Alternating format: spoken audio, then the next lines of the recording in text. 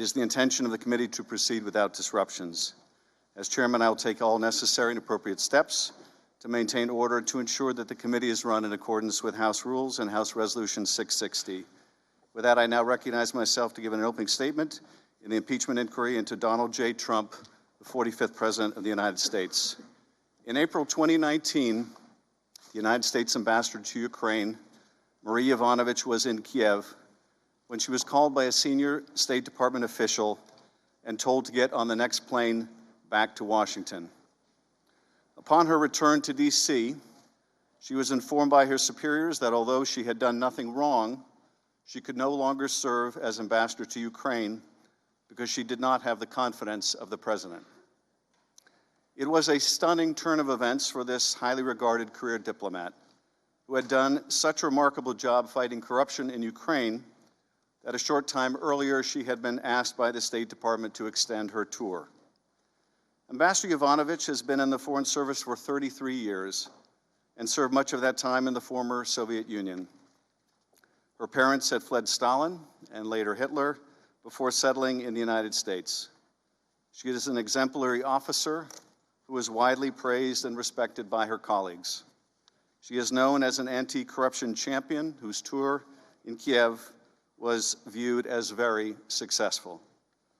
Ambassador Michael McKinley, who had served with her in the Foreign Service for several decades, stated that from the earliest days of her career in the Foreign Service, she was excellent, serious, committed. I certainly remember her being one of those people who seemed to be destined for greater things. Her successor as acting chief of mission in Ukraine, Ambassador Bill Taylor, described her as very frank. She was very direct. She made points very clearly, and she was indeed tough on corruption. And she named names. And that sometimes is controversial out there, but she's a strong person and made those charges. In her time in Kiev, Ambassador Yovanovitch was tough on corruption.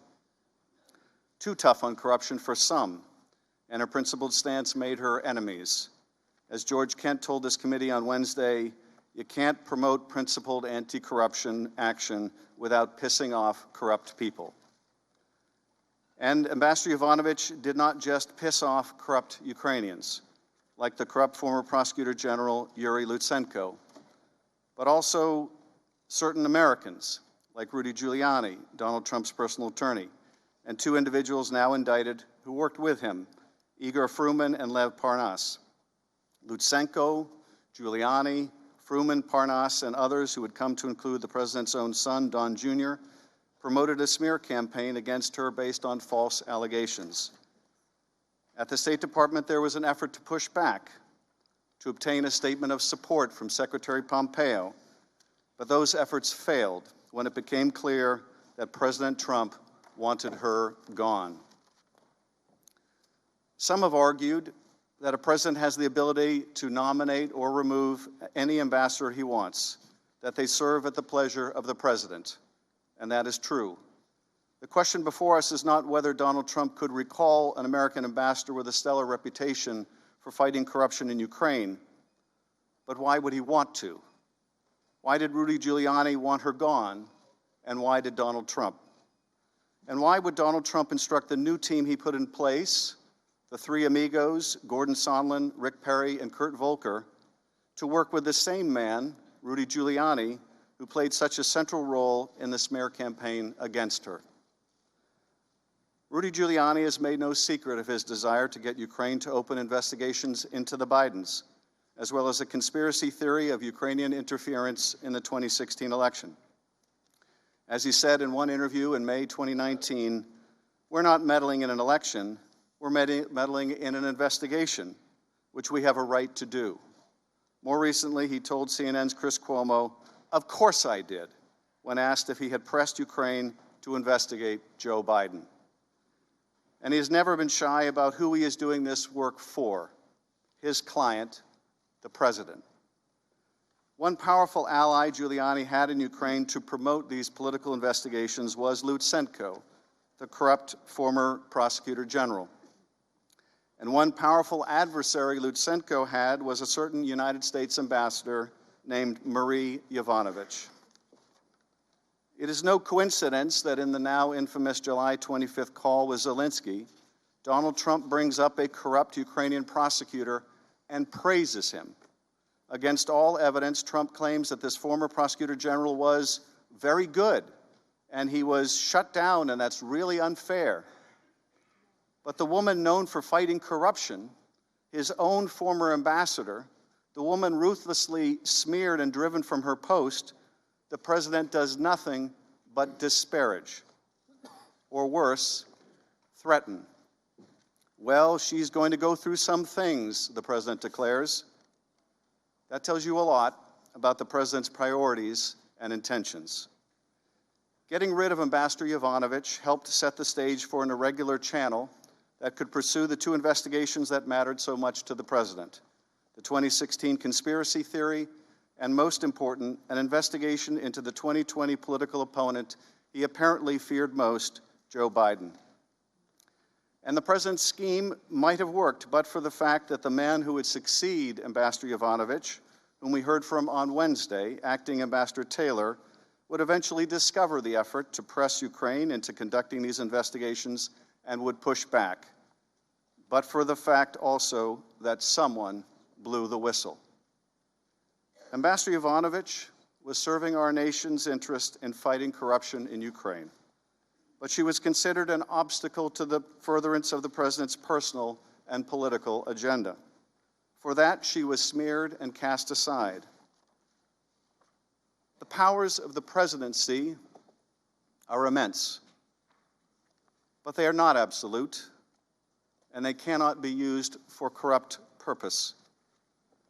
The American people expect their president to use the authority they grant him in the service of the nation, not to destroy others to advance his personal or political interests.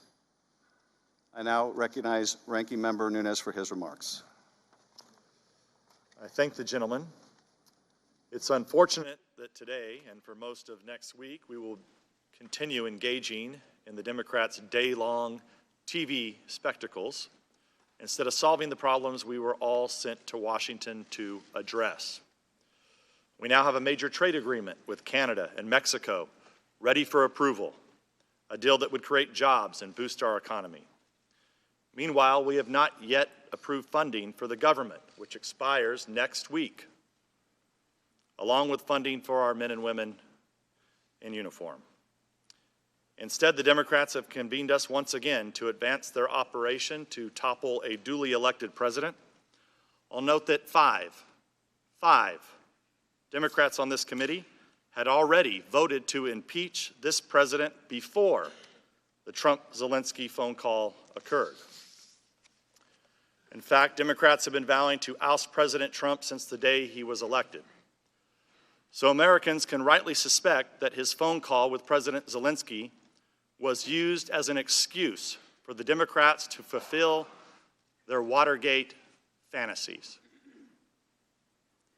But I'm glad that on Wednesday, after the Democrats staged 6 weeks of secret depositions in the basement of the Capitol, like some kind of strange cult, the American people finally got to see this farce for themselves. They saw us sit through hours of hearsay testimony about conversations that two diplomats who had never spoken to the president heard secondhand, third-hand, and fourth-hand from other people. In other words, rumors. The problem of trying to overthrow a president based on this type of evidence is obvious. But that's what their whole case relies on, beginning with second-hand and third-hand information cited by the whistleblower.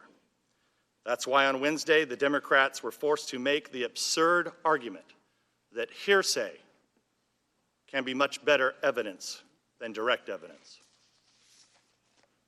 And just when you thought the spectacle couldn't get more bizarre, committee Republicans received a memo from the Democrats threatening ethics referrals if we out the whistleblower. As the Democrats are well aware, no Republicans here know the whistleblower's identity because the whistleblower only met with Democrats, not with Republicans. Chairman Schiff claimed not to know who it is, yet he also vowed to block us from asking questions that could reveal his or her identity. Republicans on this committee are left wondering how it's even possible for the chairman to block questions about a person whose identity he claims not to know. The American people may be seeing these absurdities for the first time, but Republicans on this dais are used to them. Until they secretly met with the whistleblower, Democrats showed little interest for the last 3 years in any topic aside from the ridiculous conspiracy theories that President Trump is a Russian agent. When you find yourself on the phone, like the Democrats did with Russian pranksters offering you nude pictures of Trump, and afterward you order your staff to follow up and get the photos, as the Democrats also did, then it might be time to ask yourself if you've gone out too far on a limb. Even as they were accusing Republicans of colluding with Russians, the Democrats themselves were colluding with Russians by funding the Steele dossier, which was based on Russian and Ukrainian sources. Meanwhile, they turn a blind eye to Ukrainians meddling in our elections because the Democrats were cooperating with that operation. This was the subject of a July 20th, 2017 letter sent by Senator Grassley to then Deputy Attorney General Rod Rosenstein. The letter raised concerns about the activities of Alexander Chalupa, a contractor for the Democratic National Committee, who worked with Ukrainian embassy officials to spread dirt on the Trump campaign. As Senator Grassley wrote, Chalupa's actions appear to show that she was simultaneously working on behalf of a foreign government, Ukraine, and on behalf of the DNC and the Clinton campaign in an effort to influence not only the U.S. voting population, but U.S. government officials, unquote. After touting the Steele dossier and defending the FBI's Russia investigation, which are now being investigated by Inspector General Horowitz and Attorney General Barr, Democrats on this committee ignore Ukrainian election meddling, even though Chalupa publicly admitted to the Democrats' scheme. Likewise, they are blind to the blaring signs of corruption surrounding Hunter Biden's well-paid position on the board of a corrupt Ukrainian company, while his father served as vice president and point man for Ukraine issues in the Obama administration. But the Democrats' media hacks only cared about that issue briefly, when they were trying to stop Joe Biden from running against Hillary Clinton in 2015. As I previously stated, these hearings should not be occurring at all until we get the answers to three crucial questions the Democrats refuse to ask.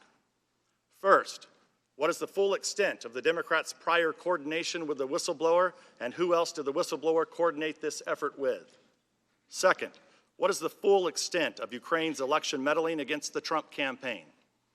And third, why did Burisma hire Hunter Biden? What did he do for them? And did his position affect any government actions under the Obama administration? I'll note that House Democrats vowed they would not put the American people through a wrenching impeachment process without bipartisan support, and they have none. Add that to their ever-growing list of broken promises and destructive deceptions. In closing, Mr. Chair, the President of the United States released his transcript right before the hearing began. I think it's important that I read this into the record so that there's no confusion over this first phone call that occurred on April 21st with President-elect Zelensky, and I'd like to read it. The President, I'd like to congratulate you on a job well done, and congratulations on a fantastic election. Zelensky, good to hear from you. Thank you so very much. It's nice to hear from you, and I appreciate the congratulations. The President, that was an incredible election. Zelensky, again, thank you so very much. As you can see, we tried very hard to do our best. We had you as a great example. The President, I think you will do a great job. I have many friends in Ukraine who know you and like you. I have many friends from Ukraine, and frankly expected you to win. And it's really an amazing thing that you've done. I guess in a way, I did something similar. We're making tremendous progress in the U.S. We have the most tremendous economy ever. I just wanted to congratulate you. I have no doubt you will be a fantastic president. Zelensky, first of all, thank you so very much, again, for the congratulations. We in Ukraine are an independent country, an independent Ukraine. We're going to do everything for the people. You are, as I said, a great example. We are hoping we can expand on our jobs as you did. You will also be a great example for many. You are a great example for our new managers. I'd also like to invite you, if possible, to the inauguration. I know how busy you are, but if it's possible for you to come to the inauguration ceremony, that would be great. Great for you to be with us on that day. The president, that's very nice. I'll look into that and give us a date. At the very minimum, we'll have a great representative or more from the United States will be with you on that great day. So we will have somebody at a minimum, a very, very high level, and will be with you. Really an incredible day for an incredible achievement. Zelensky, again, thank you. We're looking forward to your visit, to the visit of a high-level delegation, but there's no words that can describe our wonderful country, how nice, warm, and friendly our people are, how tasty and delicious our food is, and how wonderful Ukraine is. Words cannot describe our country, so it would be best for you to see it yourself. So if you can come, that would be great. So again, I invite you to come. The President, well, I agree with you about your country, and I look forward to it. When I owned Miss Universe, they always had great people. Ukraine always very well represented, was always very well represented.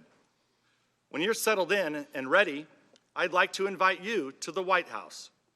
We'll have a lot of things to talk about, but we're with you all the way. Zelensky, thank you for the invitation. We accept the invitation and look forward to the visit. Thank you again. The whole team and I are looking forward to the visit.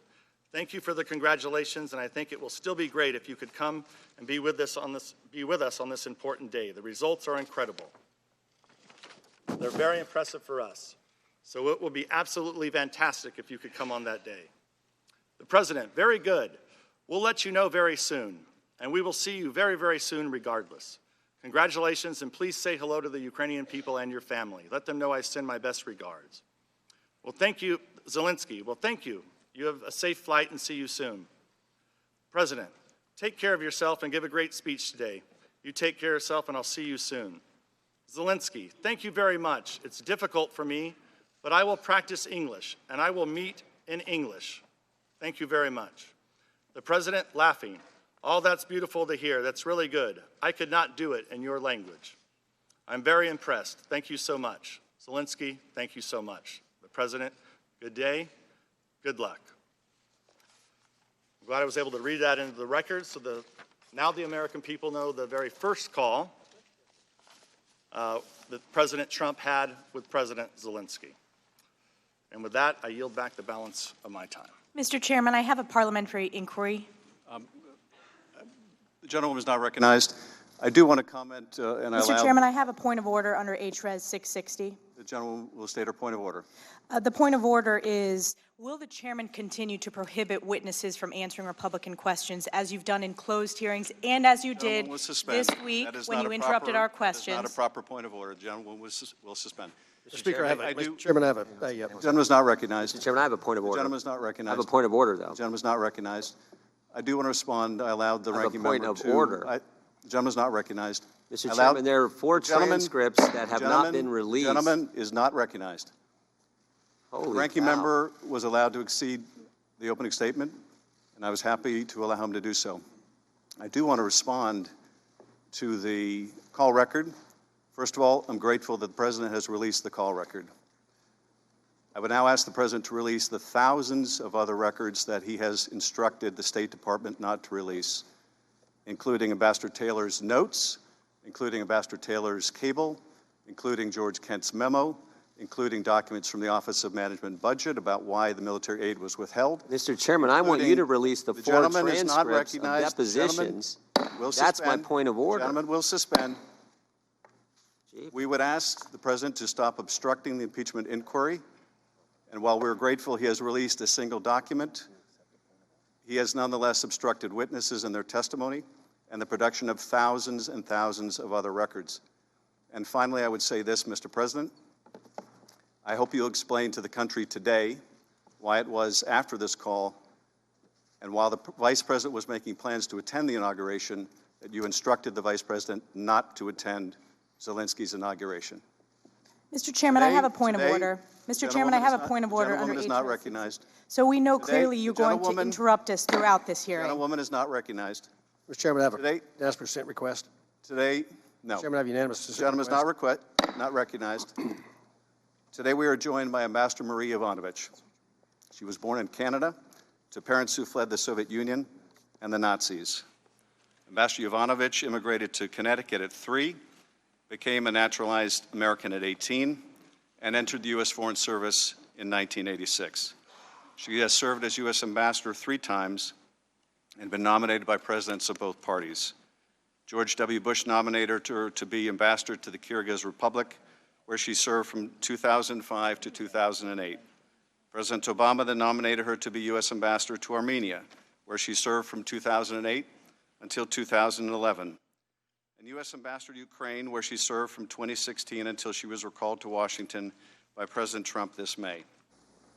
Beyond these ambassadorial posts, she has held numerous other senior positions at the State Department, including in the Bureau of European and Eurasian Affairs. She served as a dean at the Foreign Service Institute and taught national security strategy at the Defense University. She also previously served at U.S. embassies in Kiev, Ottawa, Moscow, London, and Mogadishu. Ambassador Yovanovitch has received multiple honors from the Department for her diplomatic work, including the Presidential Distinguished Service Award and the Secretary's Diplomacy and Human Rights Award. 2 final points before our witness is sworn. First, witness depositions as part of this inquiry were unclassified in nature, and all open hearings will also be held at the unclassified level. Any information that may touch on classified information will be addressed separately. Second, Congress will not tolerate any reprisal, threat of reprisal, or attempt to retaliate against any U.S. government official for testifying before Congress, including you or any of your colleagues. If you would please rise and raise your right hand, I will begin by swearing you in. Do you swear or affirm that the testimony you're about to give is the truth, the whole truth, and nothing but the truth, so help you God? Let the record show that the witness has answered in the affirmative. Thank you, and please be seated. Without objection, your written statement will be made part of the record. With that, Ambassador Marie Yovanovitch, you are recognized for your opening statement. Mr. Chairman, Ranking Member Nunes, and other members of the committee. And Ambassador, you'll need to speak very close to the microphone. Thank you for the opportunity to start with this statement, to reintroduce myself to the committee, and to highlight parts of my biography and experience. I come before you as an American citizen who has devoted the majority of my life, 33 years, to service to the country that all of us love. Like my colleagues, I entered the Foreign Service understanding that my job was to implement the foreign policy interests of this nation as defined by the President and Congress, and to do so regardless of which person or party was in power. I had no agenda other than to pursue our stated foreign policy goals. My service is an expression of gratitude for all that this country has given to me and to my family. My late parents did not have the good fortune to come of age in a free society.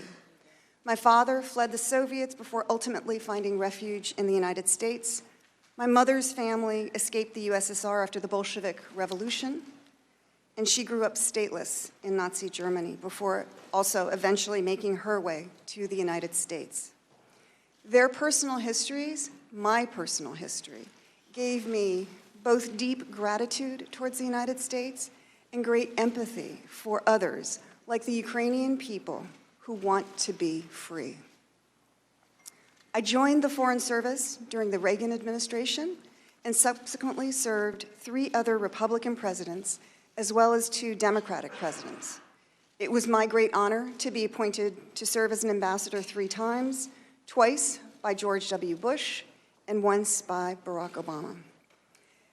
There is a perception that diplomats lead a comfortable life, throwing dinner parties in fancy homes. Let me tell you about some of my reality. It has not always been easy. I have moved 13 times and served in 7 different countries, 5 of them hardship posts.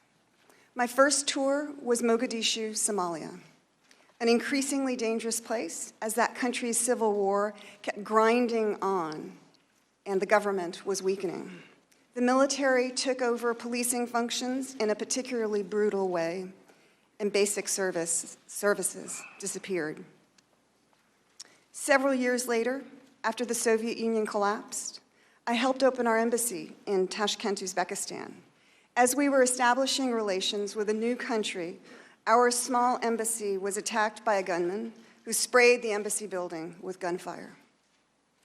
I later served in Moscow.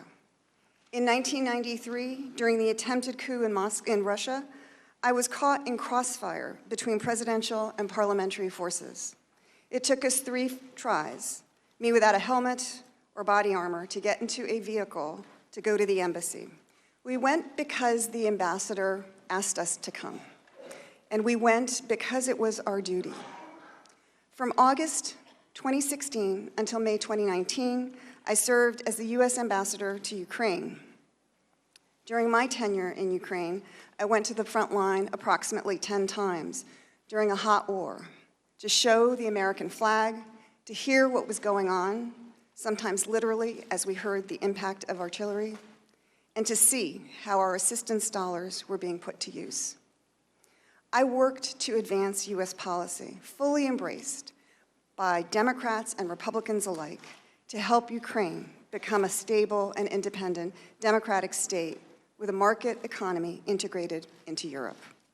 A secure, democratic, and free Ukraine serves not just the Ukrainian people, but the American people as well. That's why it was our policy, continues to be our policy, to help the Ukrainians achieve their objectives. They match our objectives. The US is the most powerful country in the history of the world, in large part because of our values. And our values have made possible the network of alliances and partnerships that buttresses our own strength. Ukraine, with an enormous landmass and a large population, has the potential to be a significant commercial and political partner for the United States, as well as a force multiplier on the security side. We see the potential in Ukraine. Russia sees, by contrast, sees the risk. The history is not written yet, but Ukraine could move out of Russia's orbit.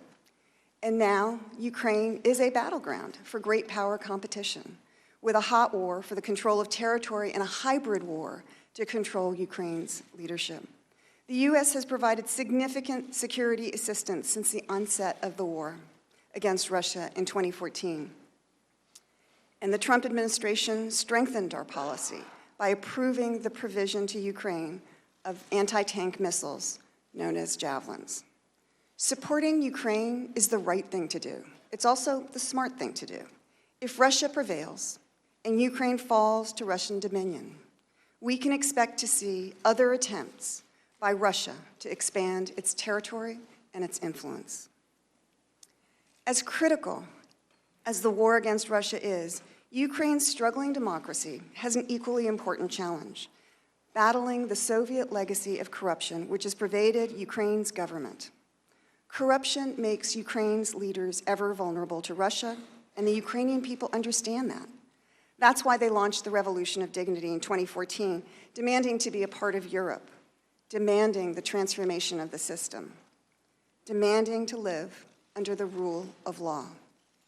Ukrainians wanted the law to apply equally to all people, whether the individual in question is the president or any other citizen.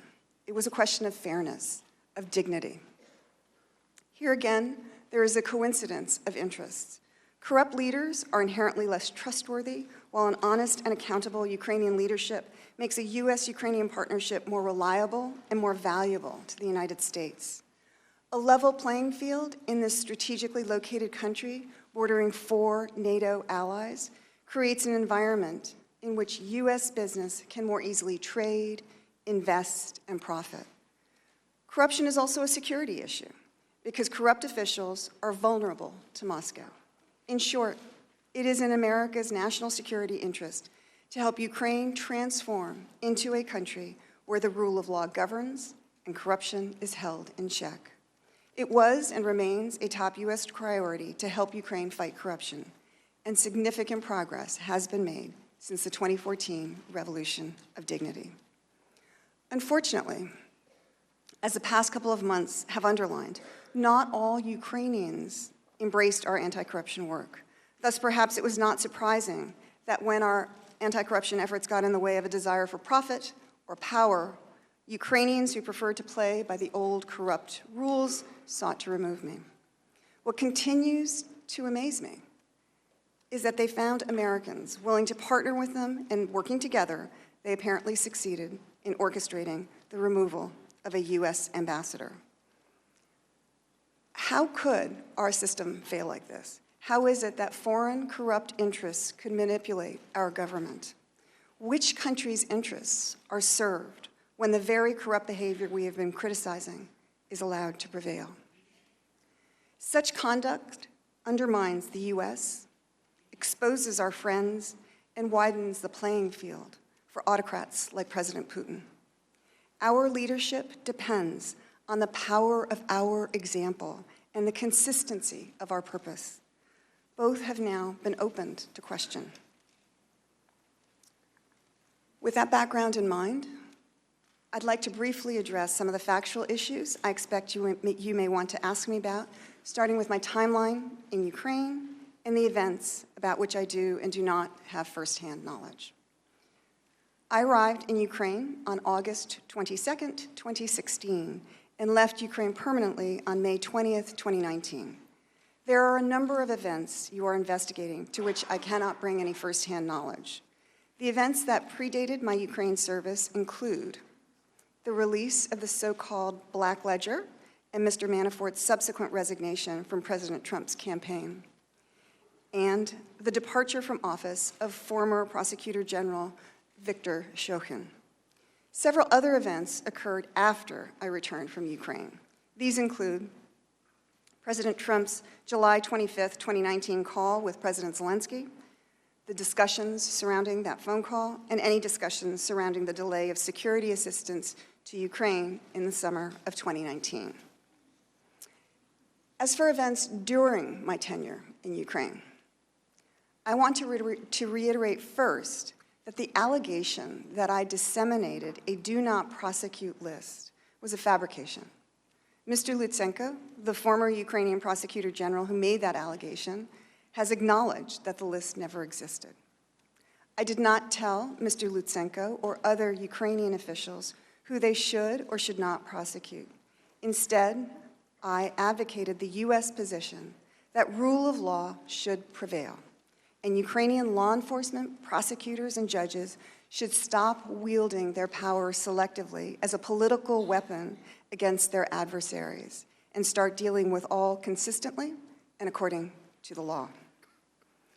Also untrue are unsourced allegations that I told unidentified embassy employees or Ukrainian officials that President Trump's orders should be ignored because he was going to be impeached or for any other reason. I did not, and I would not say such a thing.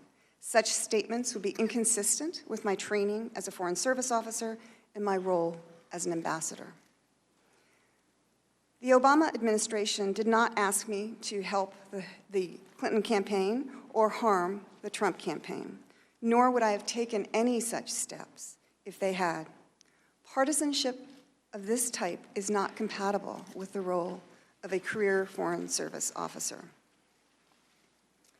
I have never met Hunter Biden, nor have I had any direct or indirect conversations with him. And although I have met former Vice President Biden several times over the course of our many years in government service, neither he nor the previous administration ever raised the issue of either Burisma or Hunter Biden with me. With respect to Mayor Giuliani, I have had only minimal contact with him, a total of 3, none related to the events at issue. I do not understand Mr. Giuliani's motives for attacking me, nor can I offer an opinion on whether he believed the allegations he spread about me. Clearly, no one at the State Department did. What I can say is that Mr. Giuliani should have known those claims were suspect, coming as they reportedly did from individuals with questionable motives and with reason to believe that their political and financial ambitions would be stymied by our anti-corruption policy in Ukraine. After being asked by the Undersecretary of State for Political Affairs in early March 2019 to extend my tour until 2020, the smear campaign against me entered a new public phase in the United States. In the wake of the negative press, State Department officials suggested an earlier departure, and we agreed upon July 2019. I was then abruptly told, just weeks later in late April, to come back to Washington from Ukraine on the next plane. At the time I departed, Ukraine had just concluded game-changing presidential elections. It was a sensitive period with much at stake for the United States and called for all the experience and expertise we could muster. When I returned to the United States, Deputy Secretary of State Sullivan told me there had been a concerted campaign against me, that the president no longer wished me to serve as ambassador to Ukraine, and that, in fact, the president had been pushing for my removal since the prior summer. As Mr. Sullivan recently recounted during his Senate confirmation hearing, neither he nor anyone else ever explained or sought to justify the president's concerns about me, nor did anyone in the department justify my early departure by suggesting I had done something wrong. I appreciate that Mr. Sullivan publicly affirmed at his hearing that I had served capably and admirably. Although then and now, I have always understood that I served at the pleasure of the president, I still find it difficult to comprehend that foreign and private interests were able to undermine U.S. interests in this way. Individuals who apparently felt stymied by our efforts to promote stated U.S. policy against corruption, that is, to do our mission, were able to successfully conduct a campaign of disinformation against a sitting ambassador using unofficial back channels. As various witnesses have recounted, they shared baseless allegations with the president and convinced him to remove his ambassador, despite the fact that the State Department fully understood that the allegations were false and the sources highly suspect. These events should concern everyone in this room. Ambassadors are the symbol of the United States abroad. They are the personal representative of the president. They should always act and speak with full authority to advocate for U.S. policies. If our chief representative is kneecapped, it limits our effectiveness to safeguard the vital national security interests of the United States. This is especially important now, when the international landscape is more complicated and more competitive than it has been since the dissolution of the Soviet Union. Our Ukraine policy has been thrown into disarray, and shady interests the world over have learned how little it takes to remove an American ambassador who does not give them what they want. After these events, what foreign official, corrupt or not, could be blamed for wondering whether the U.S. ambassador represents the president's views? And what U.S. ambassador could be blamed for harboring the fear that they can't count on our government to support them as they implement stated U.S. policy and protect and defend U.S. interests? I'd like to comment on one other matter before taking your questions. At the closed deposition, I expressed grave concerns about the degradation of the Foreign Service over the past few years and the failure of State Department leadership to push back as foreign and corrupt interests apparently hijacked our Ukraine policy. I remain disappointed that the department's leadership and others have declined to acknowledge that the attacks against me and others are dangerously wrong. This is about far, far more than me or a couple of individuals. As Foreign Service professionals are being denigrated and undermined, the institution is also being degraded. This will soon cause real harm if it hasn't already. The State Department as a tool of foreign policy often doesn't get the same kind of attention or even respect as the military might of the Pentagon. But we are, as they say, the pointy end of the spear. If we lose our edge, the U.S. will inevitably have to use other tools, even more than it does today. And those other tools are blunter, more expensive, and not universally effective. Moreover, the attacks are leading to a crisis in the State Department as the policy process is visibly unraveling. Leadership vacancies go unfilled, and senior and mid-level officers ponder an uncertain future. The crisis has moved from the impact on individuals to an impact on the institution itself. The State Department is being hollowed out from within at a competitive and complex time on the world stage. This is not a time to undercut our diplomats. It is the responsibility of the department's leaders to stand up for the institution and the individuals who make that institution, still today, the most effective diplomatic force in the world. And Congress has a responsibility to reinvest in our diplomacy. That's an investment in our national security. It's an investment in our future, in our children's future. As I close, let me be clear on who we are and how we serve this country. We are professionals, we are public servants who by vocation and training pursue the policies of the president, regardless of who holds that office or what party they affiliate with. We handle American citizen services, facilitate trade and commerce, work security issues, represent the U.S., and report to and advise Washington, to mention just some of our functions. And we make a difference every day. We are people who repeatedly uproot our lives, who risk and sometimes give our lives for this country. We are the 52 Americans who 40 years ago this month began 444 days of deprivation, torture, and captivity in Tehran. We are the dozens of Americans stationed at our embassy in Cuba and consulates in China who mysteriously and dangerously, and in some cases perhaps even permanently, were injured and attacked from unknown sources several years ago. And we are Ambassador Chris Stevens, Sean Patrick Smith, Ty Woods, and Glenn Doherty, people rightly called heroes for their ultimate sacrifice to this nation's foreign policy interests in Libya 8 years ago. We honor these individuals. They represent each one of you here and every American. These courageous individuals were attacked because they symbolized America. What you need to know, what Americans need to know, is that while thankfully most of us answer the call to duty in far less dramatic ways, every Foreign Service officer runs the same risks, and very often, so do our families. They serve too. As individuals, as a community, we answer the call to duty to advance and protect the interests of the United States. We take our oath seriously, the same oath that each one of you take, to support and defend the Constitution of the United States against all enemies, foreign and domestic, and to bear true faith and allegiance to the same.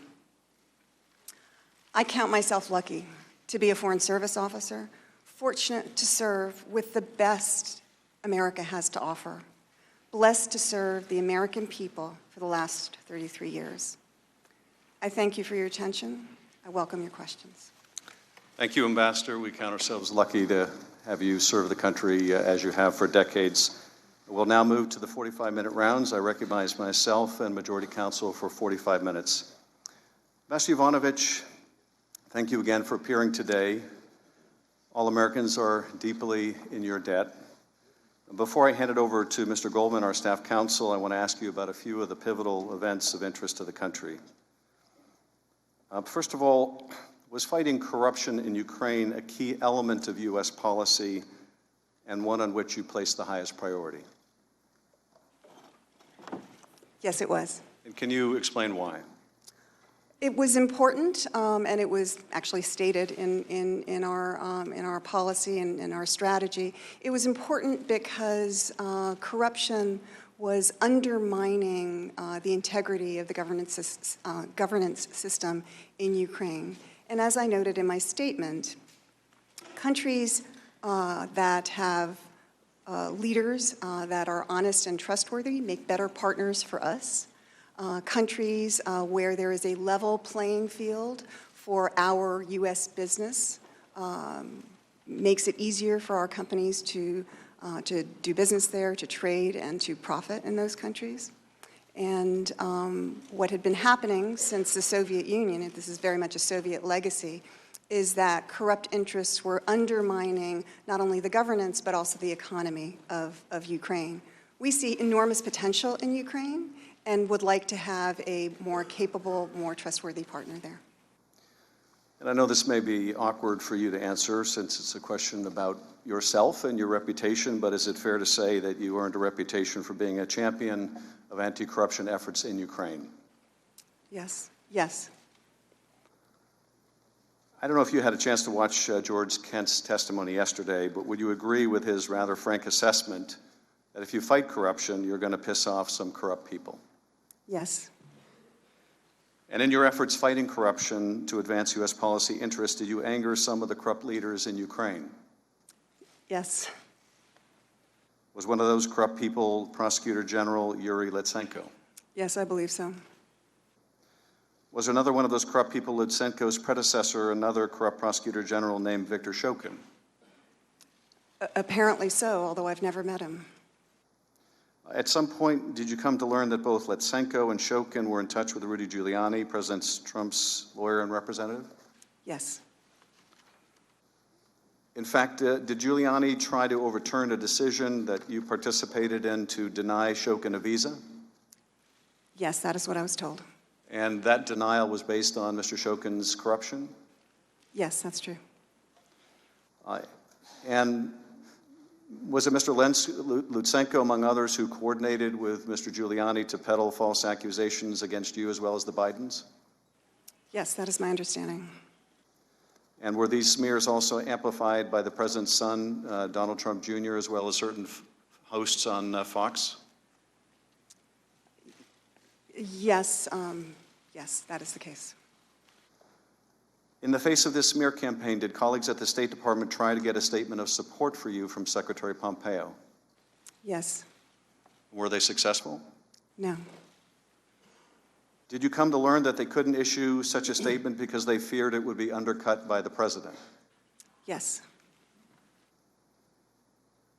And then were you told that though you had done nothing wrong, you did not enjoy the confidence of the president and could no longer serve as ambassador? Yes, that is correct. And in fact, you flew home from Kiev on the same day as the inauguration of Ukraine's new president? That's true. That inauguration was attended by three who have become known as the Three Amigos, Ambassadors Sondland, Volker, and Perry, was it? Yes. And 3 days after that inauguration, in a meeting with President Trump, are you aware that the president designated these Three Amigos to coordinate Ukraine policy with Rudy Giuliani? Since then, I have become aware of that. This is the same Rudy Giuliani who orchestrated the smear campaign against you? Yes. And the same Rudy Giuliani who, during the now infamous July 25th phone call, the president recommended to Zelensky in the context of the two investigations the president wanted into the 2016 election and the Bidens? Yes. And finally, Ambassador, in that July 25th phone call, the president praises one of these corrupt former Ukrainian prosecutors and says they were treated very unfairly. They were treated unfairly. Not you, who was smeared and recalled, but one of them. What message does that send to your colleagues in the U.S. Embassy in Kiev? I'm just not sure what the basis for that kind of a statement would be. Certainly not from our reporting over years. Did you have concern, though, or do you have concern today about what message the president's action sends to the people who are still in Ukraine representing the United States when a well-respected ambassador can be smeared out of her post with the participation and acquiescence of the President of the United States? Well, it's, I think, been a big hit for morale, both at the U.S. Embassy Kyiv, but also more broadly in the State Department. Is it fair to say that other ambassadors and others of lesser rank who serve the United States and embassies around the world might look at this and think, if I take on corrupt people in these countries, that could happen to me? I think that's a fair statement, yes. Mr. Goldman. Thank you, Mr. Chairman. Ambassador Yovanovitch, on April 24th of this year, at approximately 10 p.m., you received a telephone call while you were at the embassy in Kyiv from the Director General of the State Department. This was just 3 days after President Zelensky's election and the call between President Trump and President Zelensky that we just heard from Ranking Member Nunes. At the time that this urgent call came in, what were you in the middle of doing? I was hosting an event in honor of Katya Handzyuk, who is an anti-corruption activist, or was an anti-corruption activist in Ukraine. We had given her the Woman of Courage Award from Ukraine, and in fact, the worldwide Woman of Courage event, at the worldwide Women of Courage event in Washington, D.C., Secretary Pompeo singled her out for her amazing work in Ukraine to fight corrupt interests in the south of Ukraine. She very tragically died because she was attacked by acid, and several months later died a very, very painful death. We thought it was important that justice be done for Katya Handzyuk and for others who fight corruption in Ukraine, because it's not a, kind of a tabletop exercise there. Lives are in the balance. And so we wanted to bring attention to this. We held an event and gave her father, who of course is still mourning her, that award, the Women of Courage event. And her Women of Courage Award stemmed from her anti-corruption efforts in Ukraine? Yes, that is true. Was it ever determined who threw the acid and killed her? There have been investigations, but while some of the lower-ranking individuals that were involved in this have been arrested, those who ordered this have not yet been apprehended. After you stepped away from this anti-corruption event to take this call, what did the Director General tell you? She said that there was great concern on the 7th floor of the State Department. That's where the leadership of the State Department sits. There was great concern. They were worried. She just wanted to give me a heads up about this. And, things seemed to be going on. And so she just wanted to give me a heads up. Hard to know how to react to something like that. I asked her what it was about. What did she think it was about? She didn't know. She said that she was going to try and find out more, but she had wanted to give me a heads up. In fact, I think she may even have been instructed to give me a heads up on that. And so I asked her, kind of what is the next step here? So she said she would try to find out more, and she would try to call me by midnight. What happened next? Around 1 o'clock in the morning, she called me again, and she said that there were great concerns. There were concerns up the street, and she said I needed to come home immediately, get on the next plane to the U.S. And I asked her why, and she said she wasn't sure, but there were concerns about my security. I asked her my physical security, because sometimes Washington knows more than we do about these things, and she said no, she hadn't gotten that impression that it was a physical security issue, but they were concerned about my security, and I needed to come home right away. I argued this is extremely irregular, and no reason given. But in the end, I did get on the next plane home. You said there were concerns up the street. What did you understand that to mean? The White House. Did she explain in any more detail what she meant by concerns about your security? No, she didn't. I did specifically ask whether this had to do with Mayor Giuliani's allegations against me and so forth, and she said she didn't know. It didn't even actually appear to me that she seemed to be aware of that. No reason was offered. Did she explain what the urgency was for you to come back on the next flight? The only thing that's pertinent to that was that when she said that there were concerns about my security. That's all. But it was not further explained. Now, prior to this abrupt callback to Washington, D.C., had you been offered an extension of your post by the State Department?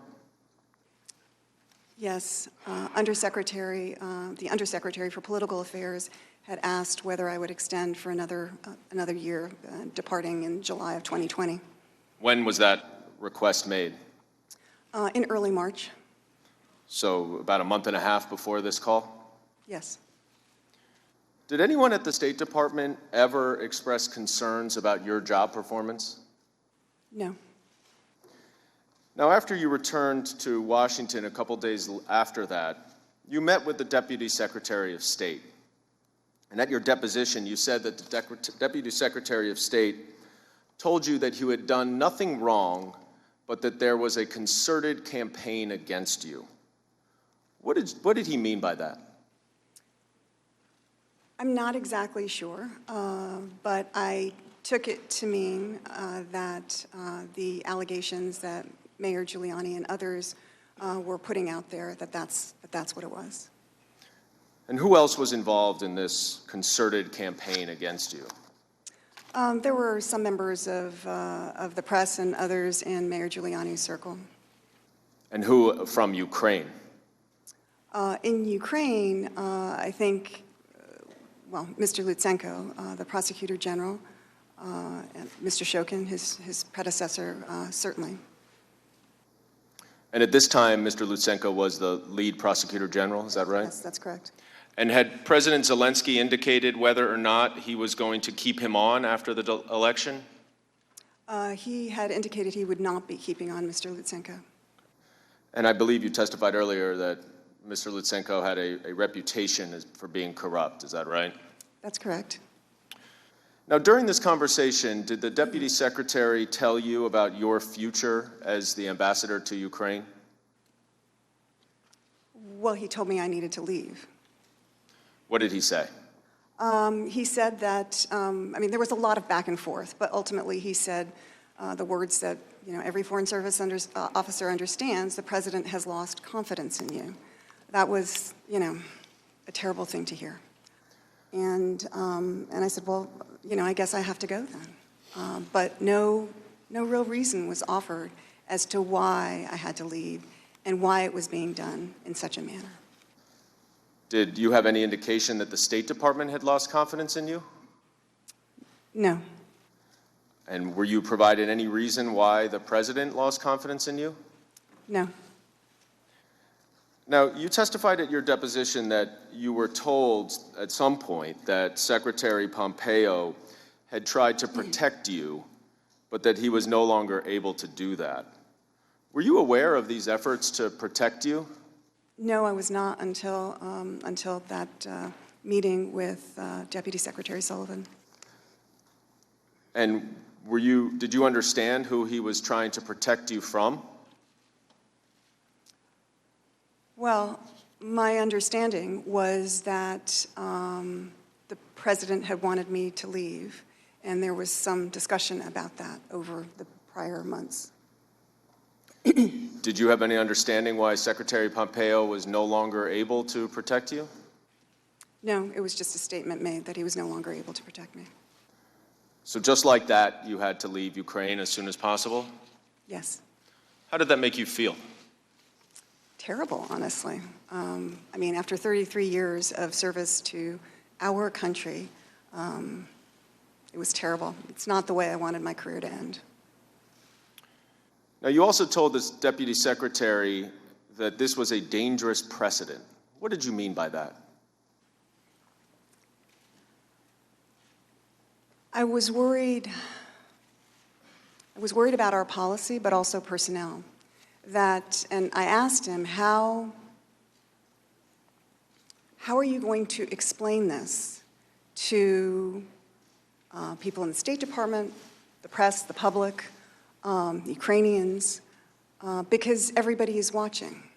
And so if people see somebody who, and of course it had been very public, frankly, the attacks on me by Mayor Giuliani and others, and Mr. Lutsenko in Ukraine, if people see that I, who have been promoting our policies on anti-corruption, if they can undermine me and get me pulled out of Ukraine, what does that mean for our policy? Do we still have that same policy? How are we going to affirmatively put that forward, number one? Number two, when other countries, other actors in other countries see that private interests, foreign interests can come together and get a U.S. ambassador removed, what's going to stop them from doing that in the future in other countries? Often, the work we do, we try to be diplomatic about it, but as Deputy Assistant Secretary George Kent said, sometimes we get people really angry with us. It's uncomfortable. And we are doing our jobs, but sometimes people become very angry with us. And if they realize that they can just remove us, they're going to do that. How did the Deputy Secretary respond? He said those were good questions, and he would get back to me. Did he ever get back to you? He asked to see me the following day. What did he say to you then? The conversation was more, and again, I'm grateful for this, but really more to see how I was doing, and what would I do next? How could he help? But he didn't address the dangerous precedent that you flagged for him? No. Now, you understood, of course, that the President of the United States could remove you and that you served at the pleasure of the President. Is that right? That's right. But in your 33 years as a Foreign Service officer, have you ever heard of a President of the United States recalling another ambassador without cause based on allegations that the State Department itself knew to be false? No. Now, you testified in your opening statement that you had left Ukraine by the time of the July 25th call between President Trump and President Zelensky. When was the first time that you saw the call record for this phone call? When it was released publicly at the end of September, I believe. And prior to reading that call record, were you aware that President Trump had specifically made reference to you in that call? No. What was your reaction to learning that? I was shocked, absolutely shocked, and devastated, frankly. What do you mean by devastated? I was shocked and devastated that I would feature in a phone call between two heads of state in such a manner where President Trump said that I was bad news to another world leader and that I would be going through some things. So it was a terrible moment. A person who saw me actually reading the transcript said that the color drained from my face. I think I even had a physical reaction. I think, even now, words kind of fail me. Well, without upsetting you too much, I'd like to show you the excerpts from the call. And the first one, where President Trump says that the former ambassador from the United States, the woman, was bad news, and the people she was dealing with in the Ukraine were bad news. So I just want to let you know. What was your reaction when you heard the President of the United States refer to you as bad news? I couldn't believe it. I mean, again, shocked, appalled, devastated that the President of the United States would talk about any ambassador like that to a foreign head of state, and it was me. I mean, I couldn't believe it. The next excerpt, when the president references you, was a short one, but he said, well, she's going to go through some things. What did you think when President Trump told President Zelensky and you read that you were going to go through some things? I didn't know what to think, but I was very concerned. What were you concerned about? She's going to go through some things. It didn't sound good. It sounded like a threat. Did you feel threatened? I did. How so? I didn't know exactly. It's not, a very precise phrase, but I think it didn't feel like I was. I really don't know how to answer the question any further, except to say that it kind of felt like a vague threat, and so I wondered what that meant. It concerned me. Now, in the same call where the president, as you just said, threatens you to a foreign leader, he also praises the corrupt Ukrainian prosecutor who led the false smear campaign against you.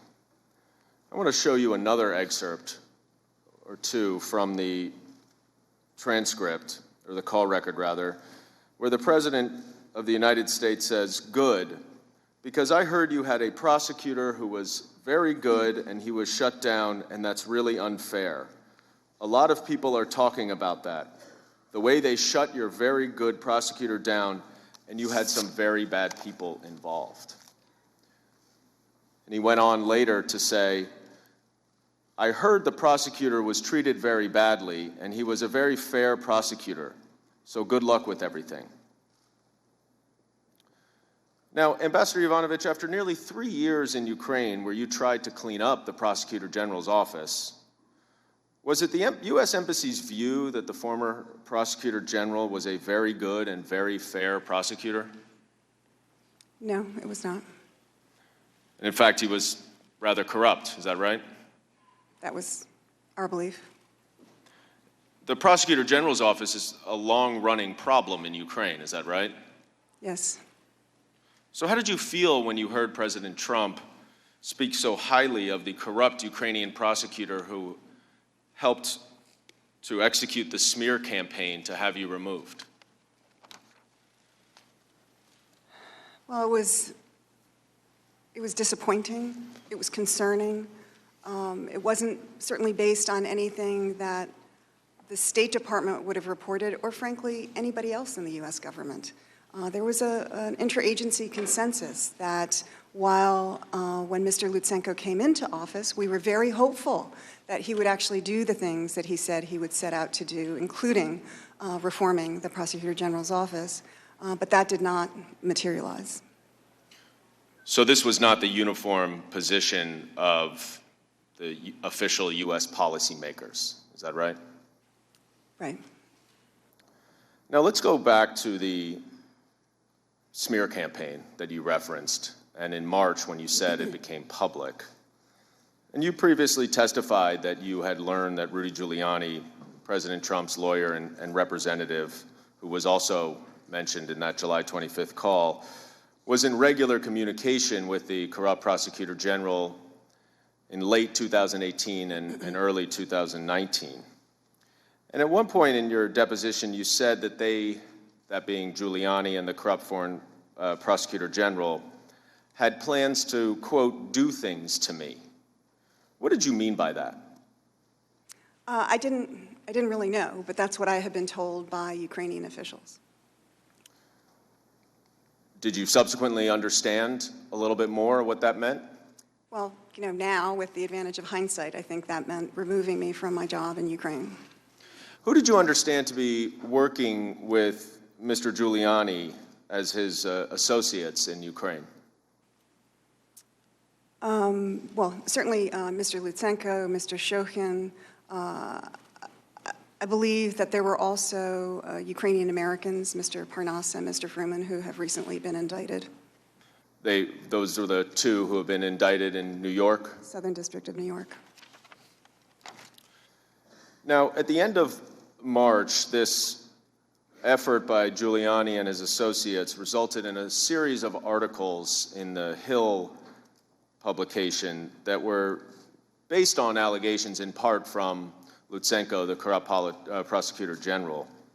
And just to summarize some of these allegations, there were, among others, 3 different categories. One category included the attacks against you, which you referenced in your opening statement, including that you had badmouthed the president and had given the prosecutor general a do not prosecute list. There was another that included allegations of Ukrainian interference in the 2016 election. And then there was a third that related to allegations concerning Burisma and the Bidens. Is that accurate? Yeah. Yes. Were these articles and allegations then promoted by others associated with the president in the United States? They seem to be promoted by those around Mayor Giuliani. I'm going to show you a couple of exhibits, including a tweet here by President Trump himself on March 20th, which was the first day that one of these articles was published. It appears to be a quote that says, John Solomon, who's the author of the articles, as Russia collusion fades, Ukrainian plot to help Clinton emerges, unquote, at Sean Hannity at Fox News. And then if I could go to another tweet 4 days later, this is the president's son, Donald Trump Jr., who tweets, we need more at Richard Grenell's, who's the ambassador to Germany, is that right? That's correct. And less of these jokers as ambassadors. And it's a retweet of one of John Solomon's articles, or an article referencing the allegations that says, calls grow to remove Obama's U.S. ambassador to Ukraine. Were you aware of these tweets at the time? Yes. What was your reaction to seeing this? Well, I was worried. What were you worried about? That this didn't seem, these attacks were, being repeated by the president himself and his son. And were you aware whether they received attention on primetime television on Fox News as well? Yes, they did.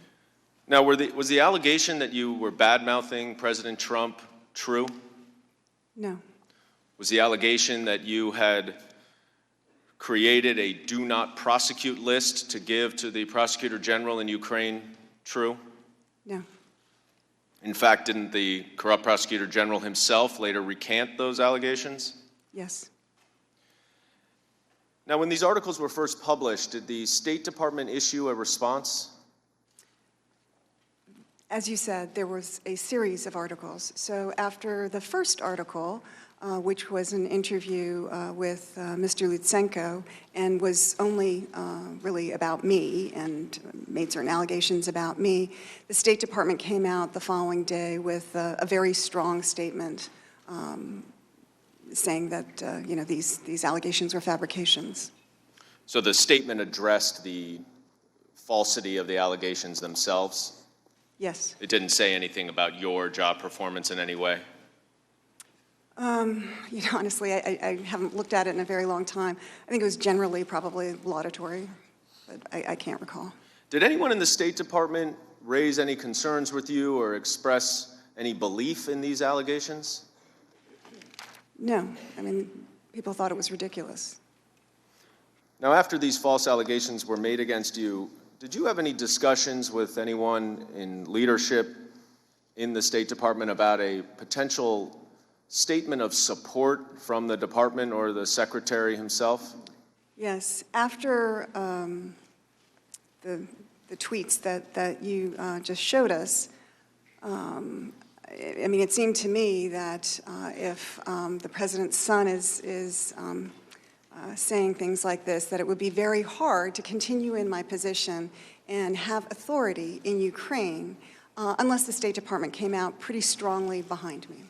And so, you know, over the weekend of like March 22nd, I think that's about the date, there was a lot of discussion on email among a number of people about what could be done.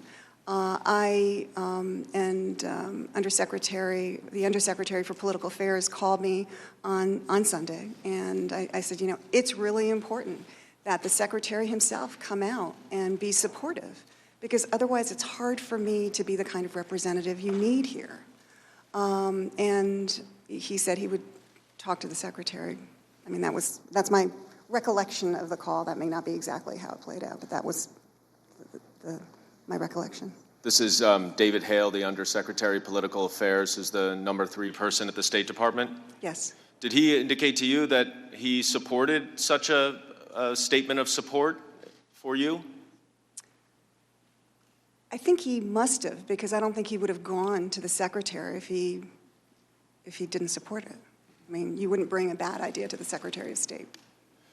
Your general understanding is that you did have the full support of the State Department, is that right? Yes.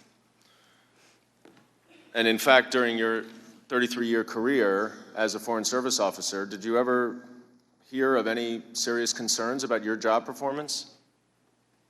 No. Was this statement of support ultimately issued for you? No, it was not. Did you learn why not? Yeah, yes, I was told that there was a concern on the 7th floor that if a statement of support was issued, whether by the State Department or by the Secretary personally, that it could be undermined. How could it be undermined? That the President might issue a tweet contradicting that or something to that effect. So let me see if I get this right. You were one of the most senior diplomats in the State Department. You've been there for 33 years. You'd won numerous awards. You've been appointed as an ambassador 3 times by both Republican and Democratic presidents. And the State Department would not issue a statement in support of you against false allegations because they were concerned about a tweet from the President of the United States? That's my understanding. Mr. Goldman, if I could follow up on that question, it seems like an appropriate time. Mr. Yovanovitch, as we sit here testifying, the President is attacking you on Twitter, and I'd like to give you a chance to respond. I'll read part of one of his tweets. Everywhere Marie Yovanovitch went turned bad. She started off in Somalia. How did that go? He goes on to say, later in the tweet, is a U.S. President's absolute right to appoint ambassadors. First of all, Ambassador Yovanovitch, the Senate has a chance to confirm or deny an ambassador, do they not? Yes, advise and consent. But would you like to respond to the President's attack that everywhere you went turned bad? Well, I don't think I have such powers, not in Mogadishu, Somalia, and not in other places. I actually think that where I've served over the years, I and others have demonstrably made things better, you know, for the U.S. as well as for the countries that I've served in. Ukraine, for example, where there are huge challenges, including, you know, on the issue that we're discussing today of corruption. Huge challenges, but they've made a lot of progress since 2014, including in the years that I was there. And I think in part, the Ukrainian people get the most credit for that, but a part of that credit goes to the work of the United States and to me as the ambassador in Ukraine. Ambassador, you've shown the courage to come forward today and testify. Notwithstanding the fact you were urged by the White House or State Department not to, notwithstanding the fact that, as you testified earlier, the President implicitly threatened you in that call record, and now the President in real time is attacking you. What effect do you think that has on other witnesses' willingness to come forward and expose wrongdoing? Well, it's very intimidating. It's designed to intimidate, is it not? I mean, I can't speak to what the president is trying to do, but I think the effect is to be intimidating. Well, I want to let you know, Ambassador, that some of us here take witness intimidation very, very seriously. Mr. Goldman. Ambassador Yovanovitch, you indicated that those same articles in March that included the smear campaign also included allegations related to Ukraine's interference in the 2016 election and the Burisma-Biden connection. Is that right? Yes. So I'm going to end my questioning where we were before, which was the July 25th call. And President Trump not only insults you and praises the corrupt prosecutor general, but he also, as you know by now, references these two investigations. First, immediately after President Zelensky thanks President Trump for his, quote, great support in the area of defense, unquote, President Trump responds, I would like you to do us a favor, though, because our country has been through a lot and Ukraine knows a lot about it. I would like you to find out what happened with this whole situation with Ukraine. They say CrowdStrike. I guess you have one of your wealthy people, the server. They say Ukraine has it. And then he goes on in that same paragraph to say, whatever you can do, it's very important that you do it if that's possible. Now, Ambassador Yovanovitch, from your experience as the ambassador in Ukraine for almost 3 years, and understanding that President Zelensky was not in politics before he ran for president and was a new president on this call, how would you expect President Zelensky to interpret a request for a favor? The U.S. Relationship for Ukraine is the single most important relationship. And so I think that President Zelensky, any president, would do what they could to lean in on a favor request. I'm not saying that that's a yes. I'm saying they would try to lean in and see what they could do. Fair to say that a president of Ukraine that is so dependent on the United States would do just about anything within his power to please the President of the United States, if he could? If he could. I mean, I'm sure there are limits, and I understand there were a lot of discussions in the Ukrainian government about all of this. But yeah, I mean, we are an important relationship on the security side and on the political side. And so the president of Ukraine, one of the most important functions that individual has is to make sure the relationship with the U.S. is rock solid. Now, are you familiar with these allegations of Ukrainian interference in the 2016 election?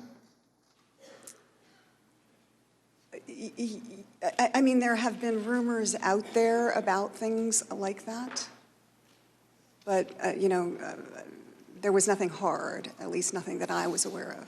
There was nothing based in fact to Right. support these allegations. Yes. And in fact, who was responsible for interfering and meddling in the 2016 election? Well, the U.S. intelligence community has concluded that it was Russia. Ambassador Yovanovitch, are you aware that in February of 2017, Vladimir Putin himself promoted this theory of Ukrainian interference in the 2016 election? Maybe I knew that once and have forgotten, but I'm not familiar with it now. Well, let me show you a press statement that President Putin made in a joint press conference with Viktor Orban of Hungary on February 2nd of 2017, where he says, second, as we all know, during the presidential campaign in the United States, the Ukrainian government adopted a unilateral position in favor of one candidate. More than that, certain oligarchs, certainly with the approval of the political leadership, funded this candidate, or female candidate to be more precise.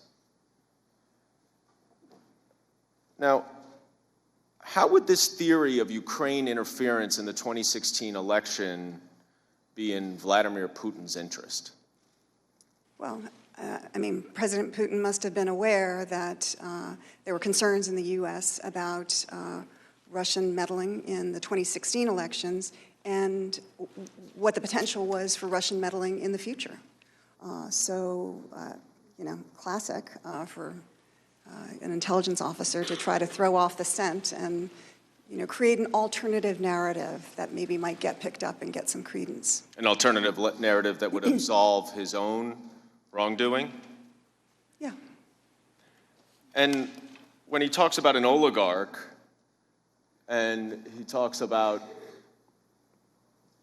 the support of the Ukrainian government, there's also a reference in the July 25th call to a wealthy Ukrainian.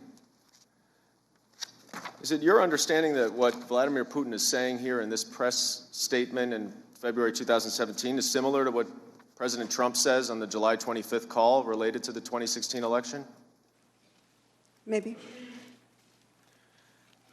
Now let me show you another exhibit from the call related to the Bidens, which I'm sure you're familiar with. President Trump says the other thing, there's a lot of talk about Biden's son, that Biden stopped the prosecution, and a lot of people want to find out about that. So whatever you can do with the Attorney General would be great. Biden went around bragging that he stopped the prosecution, so if you can look into it, it sounds horrible to me. Now, are you familiar with these allegations related to Vice President Biden? Yes. Do you know whether he ever went around bragging that he stopped the prosecution of anyone? No. And in fact, when Vice President Biden acted to remove the former corrupt prosecutor in Ukraine, did he do so as part of official United States policy? Official U.S. policy. And that was endorsed and was the policy of a number of other international stakeholders, other countries, other monetary institutions, financial institutions. And in fact, if he helped to remove a corrupt Ukrainian prosecutor general who was not prosecuting enough corruption, that would increase the chances that corrupt companies in Ukraine would be investigated. Isn't that right? One would think so. And that could include Burisma, right? Yes. Now, at the time of this call, Vice President Biden was the front runner for the Democratic nomination for president and President Trump's potential next opponent in the election. Is it your understanding that President Trump's request to have Vice President Biden investigated, was that part of official U.S. policy as you knew it? Well, I should say that I had, at the time of this phone call, I had already departed Ukraine 2 months prior. Right, but you're familiar with, it didn't change that much in 2 months, right? It certainly would not have been the policy in May when I left.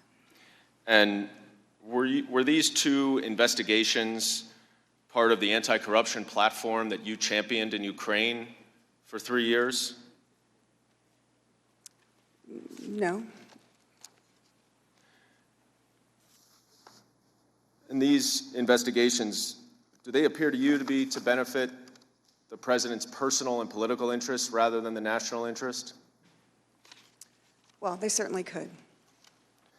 Now, just returning to the allegations in the Hill publication in March that were promoted by Mr. Giuliani, the president's lawyer, were those two allegations similar to the two allegations that the president wanted President Zelensky to investigate? Yes.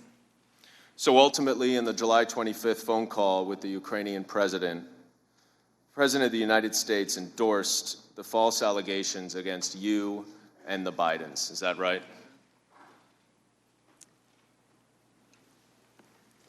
Yes. I yield back, Mr. Chairman. Mr. Chairman, I have a parliamentary inquiry, please. The gentleman will suspend.